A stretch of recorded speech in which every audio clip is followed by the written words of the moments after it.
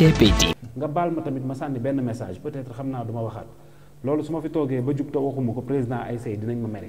te c'est à travers aussi la collectivité locale mooy nii nga xam ne ñoom ñooy maire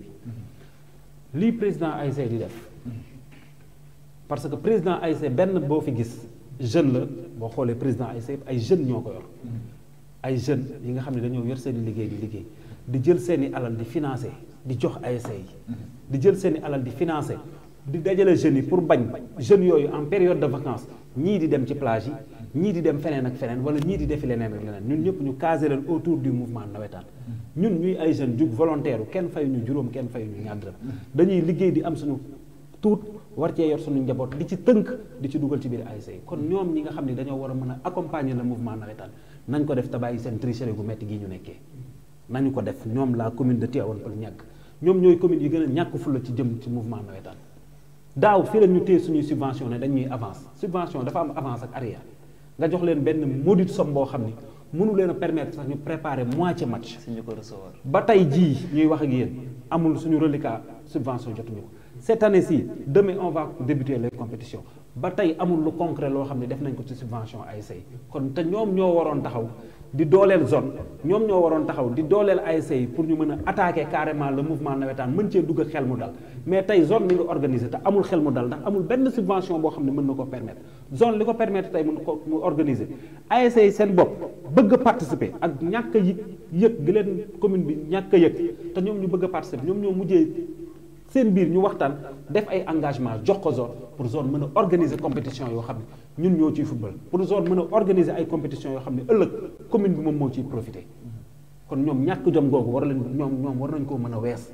nañu ñëw fekk si la zone nañu ñëw fekk si les ASC jàppale leen ba cette année ci on est au mois d'août suba ñu war a débuter suñu nawetaan te ba léegi amul benn avancement boo xam ne am na sur les subventions des ASC yaakaaruñ ko nag yaakaaruñ ko de subvention yi ngeen ñuy jox na ngeen xam ne bu ngeen ñu ko joxee mënul préparer suñu benn match mais dafa gën a rafet la nga xam ne war ngeen koo def te seen yeneen moroom collectivité locale yi nga xam ne ñoom ñoo nekk à travers le Sénégal à travers le département defal ko seen ASC ba pare dafa rafet yéen it ngeen defal ko seen ASC ngeen di jikko ji ngeen nekkee ngeen bàyyi lii ngeen nekkee bëgg a def médecin après la mort ASC bi am na foo ko joxee subvention mënu koo jariñ dara ASC bi am na foo koy accompagner mënu koo jariñ dara bu ngeen ñu joxee subvention ak bu ngeen ñu ko joxul ñun on va compétir on va gérer toutes nos compétitions mais dafa gën a rafet mbir mi ngeen nekk ci dafa gën a rafet ngeen fekk ci ASC ndax saa yu ASC organisé dara ba invité leen da ngeen naan leen sous 8 jours sous 7 jours bi ñu fi defee tirage délai bi ngeen ñu joxoon passé na waxatu leen ci déggatuñ ci benn information te loolu rafetul loolu nekkoon message boo xam ne dama koy jàllale au nom de tous les présidents d'ASC ndax xam naa ne su ma fi toogee ba jug fi te waxuma ko duñ ma ko baal jërëjëf ñoom lii dañ koo war a def dañuy xool seen yeneen morom ñi ngi koy def feneen te kenn du ci discuter non ce n'est même yow ASC yi da ngay toog jékki-jékki rek on t'appelle on te dit que tel jour di ngeen jox seen subvention mais fii rek laa gis des ASC yoo xam ne pour ñu jot ñun dafa dem nag ba ñun léegi président ASC nag kenn ëpp ñu fulla kenn ëpp ñu fayda yow boo amul fulla yow suñu interlocuteur boo amul fulla ñun dinañ am fulla ñoom déggatuñ benn président ASC approché leen naan leen subvention quoi que ce soit am na loo xam dafa rus lu loo waroon def dem ba nit ki genn waxatu sa ak yow sax lu ci jëm mais nga war a xoolaat sa bopp chaque année nag c'est comme ça chaque année c'est comme ça année passée ñoom dañoo yoral bor bu bor doon am te commune bi bu ñu ko doon miiras ñun ASC dañuy fayee ko ndax suñu bor nga foofu tëdd